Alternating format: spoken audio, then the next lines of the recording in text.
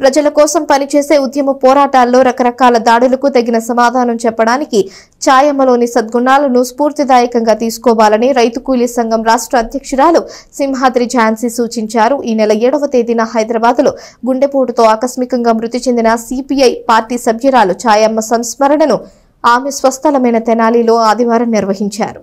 స్థానిక ఎన్జిఓ కళ్యాణ మండపంలో సిపిఐ ఎంఎల్ పార్టీ సభ్యురాలు ఛాయమ్మ సంస్మరణ సభ ఆదివారం జరిగింది. ఈ సభకు పార్టీ నాయకులు, కార్యకర్తలు, వివిధ పార్టీలు, ప్రజా సంఘాల నేతలు హాజరయ్యారు. ఈ సభకు అధ్యక్షత వహించిన సింహాద్రి ఝాన్సీ మాట్లాడుతూ ఛాయమ్మ జీవిత విశేషాలను తెలియజేశారు. ఆమె తండ్రి సూర్యనారాయణ ఒడిశాలోని జైపూర్కు చెందినవారని, అక్కడ గల 2 ప్రింటింగ్ ప్రెస్లలో 30 మంది వరకు గల వర్కర్లతో యూనియన్ను స్థాపించారని చెప్పారు.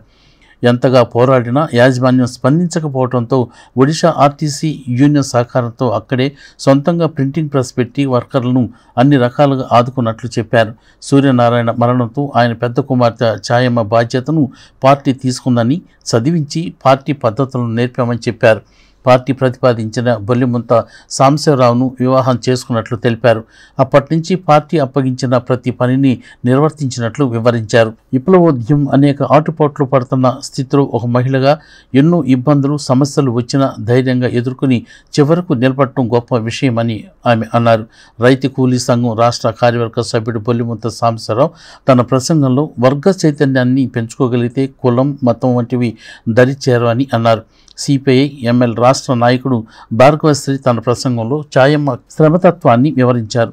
రైతు కూలీ సంఘం రాష్ట్ర కార్యవర్గ సభ్యురాలు మండవ శోభారాణి నిర్వహణలో జరిగిన సభలో జన సాహితీ నేత దివికుమార్, ప్రజా సాహితీ ప్రధాన సంపాదకుడు కొత్తపల్లి రవిబాబు, సిపిఐ తెనాలి కార్యదర్శి చెరుకుమణి సింగారావు, సిపిఎం నేతలు కొలిపర బాబు ప్రసాద్, ములక శివసామిరెడ్డి, నాస్తిక సమాజం నేత నండూరి నారాయణ, అరసం జిల్లా ఉపాధ్యక్షుడు కనపర్తి బెన్హర్, సిపిఐ ఎంఎల్ నాయకులు కిషోర్ బాబు, ఛాయమ్మ కుమార్తెలు మహిత, అనూష మాట్లాడారు. తొలుత ఛాయమ్మ చిత్రపటానికి పుష్పాంజలి ఘటించారు. 4 దశాబ్దాలకు పైగా సిపిఐ ఎంఎల్లో అనేక ఉద్యమాలు, అనేక కార్యక్రమాలు నిర్వహించడంలో నిరంతరం కృషి చేశారు.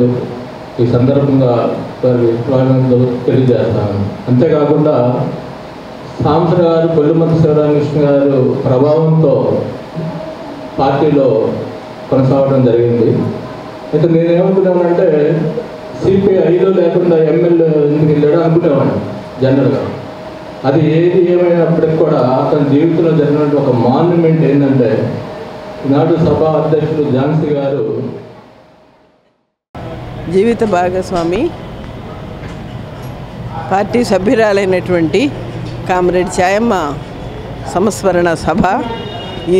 ఈ సభని మేము ఇక్కడ నిర్వహించుకుంటున్నాము అని అంటే ఆవిడ సమాజం కోసం పార్టీ నాయకత్వంలో, పార్టీ డైరెక్షన్లో సమాజం కోసం ఆమె ఏ విధంగా పనిచేసింది, ఏ విధంగా పట్టుదలగా ఉంది, జీవితంలో వచ్చినటువంటి అనేక కష్టాలని, ఒడిదుడుకుల్ని సమాజంలో ఎదుర్కొంటూ నిలబడి చివరి వరకు ఎట్లా బాధ్యతలు వహించింది. ఇది అందరికీ కూడా, అంటే ఈరోజు కేవలం కుటుంబం అంటే ఎవరైనా నా కొడుకు, నా కూతురు కోసం అని అంటారు.